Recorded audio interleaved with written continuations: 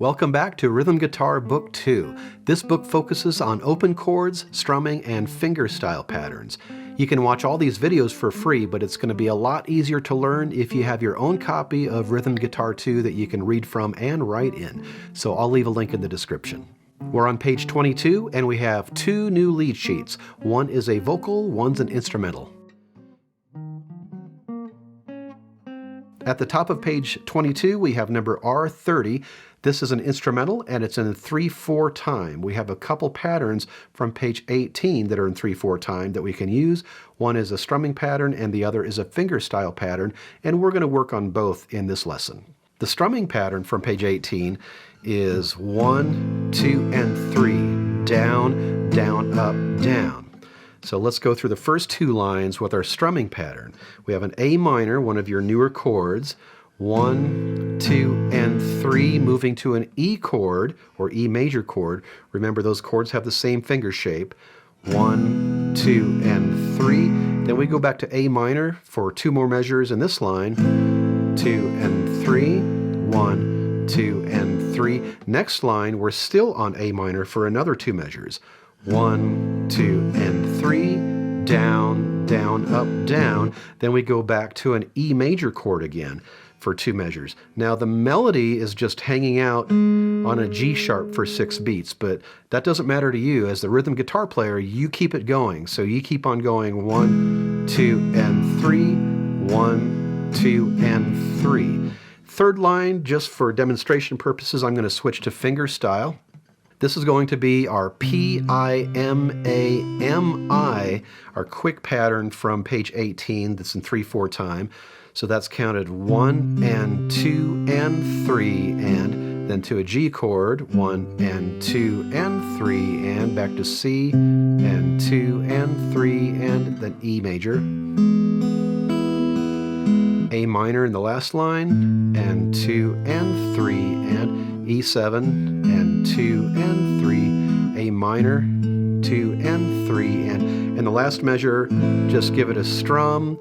And if you're playing fingerstyle, you could either strum or just pluck all the strings at once.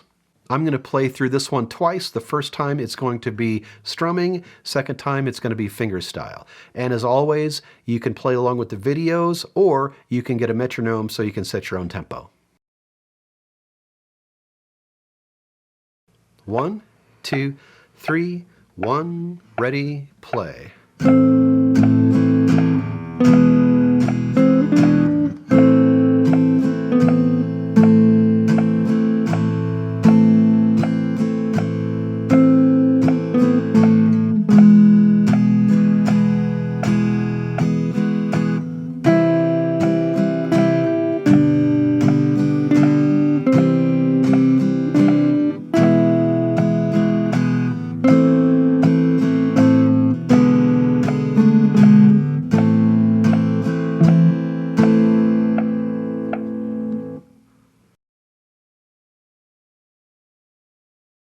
One, 2, 3, 1, ready, play.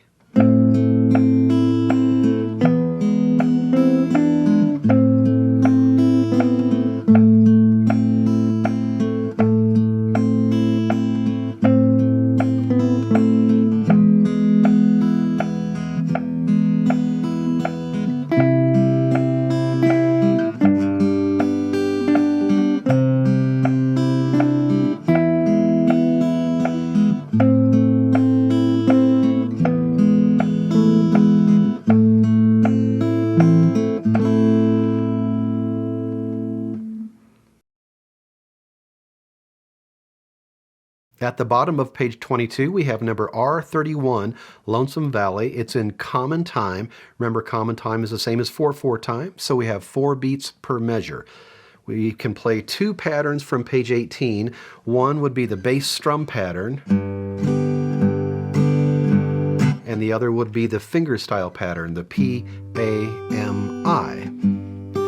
Now this is kind of a bouncy tune, so that strumming pattern works a lot better. So I'm going to play with the pick, but you could use fingerstyle on this if you want to give it a try. We have a pickup measure, so the way I would count this in would be 1, 2, 3, 4, 1. Then you're going to hear the guitar in the playthrough play, "You've got to," and then on the word walk, we're in with the G chord. As I like to mention it from time to time, whenever you have a song with lyrics, I really recommend singing along. Even if you don't plan on singing in public, singing with the song helps you become a more sensitive accompanist. It also helps you keep track of where you are in the song. So at the beginning, we have a G chord. Actually, we have a G chord for the first entire line.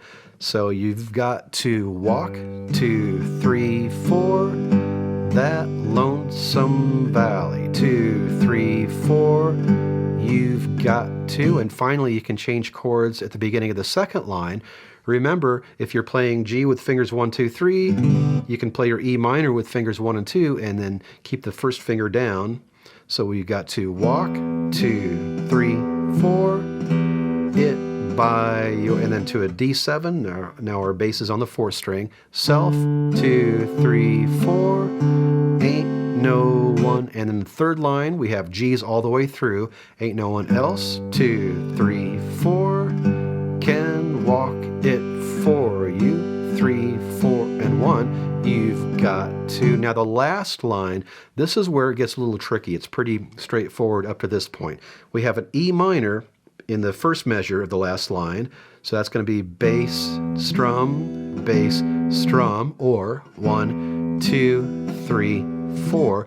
The second measure of that last line doesn't last as long as it looks. It's kind of stretched out, but really that's just going to be another E minor bass strum on beat 1 and 2, and then a D7 above the word by. That's going to be 3, 4, or bass strum. You only have time for one bass and one strum before you switch back to the G chord above self. By yourself, 2, 3, 4, and then give that last measure a strum. So I'm going to play that last line so you can hear all that together.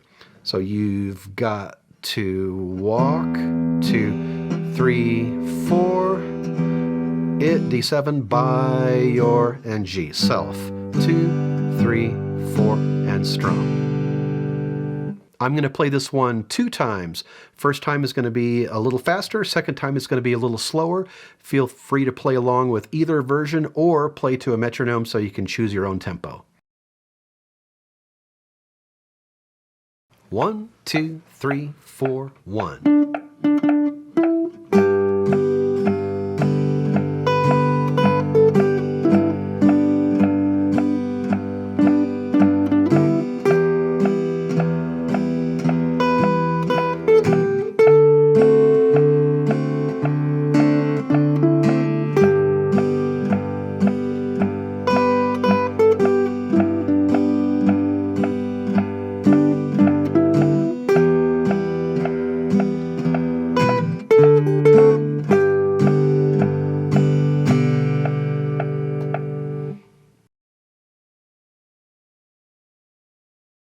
One, 2, 3, 4, 1.